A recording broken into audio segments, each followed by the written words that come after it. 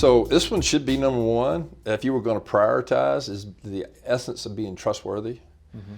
I'm a full believer that that every leader should strive every minute of every day to present themselves in a trustworthy fashion.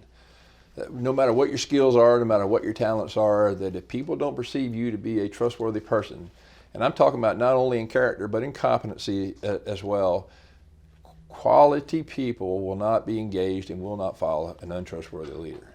So at the essence of everything a leader does, if he or she is not trustworthy, you will fail 100% of the time.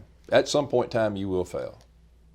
So I don't know how else to put that in other than it should be the number one priority for every leader to make sure they're seen as trustworthy. The people need to know that they can count on you and that you've got their back and that you're going to bring the best out of them. So you develop the trustworthiness not only in your competency but also in your characters as well, and how you put. I hope so, Michael. That's my goal. Now I can't say there aren't people that don't come through the company for whatever reason may lose a level of trustworthiness for me. It is my purpose every day that I get up to build that sense about me. I fail at it sometimes. I mean, when we choose to speak and when we choose to communicate and what we choose to communicate. And look, we're all human beings, and sometimes we make decisions that aren't necessarily the right ones, and we learn by them. But yeah, I mean, being trustworthy, having people that I trust and knowing that I'm trusted by the people who work around me is very critical to me. I would not want it to be in the way. When I do run up against somebody that I can't trust or doesn't trust me, those relationships typically don't work. So you started to put trust into people first, or that trust will be developed over time?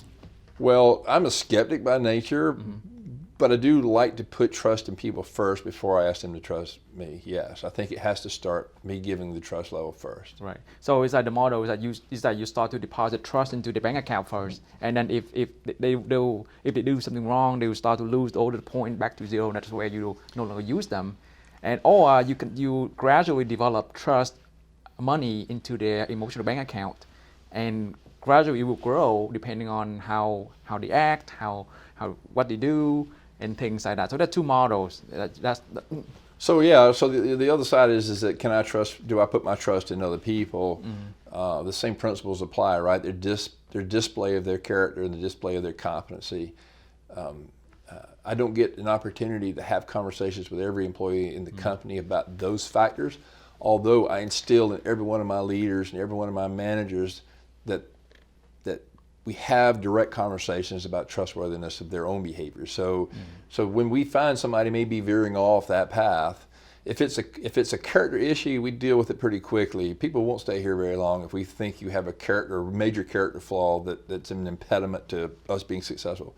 If it's a competency issue, we want to make sure we invest. It's an aptitude-attitude thing, right? At the end of the day, if it's an aptitude thing, we won't invest in fixing the deficits in your aptitude. So we would try to help develop you on the competency deficiencies.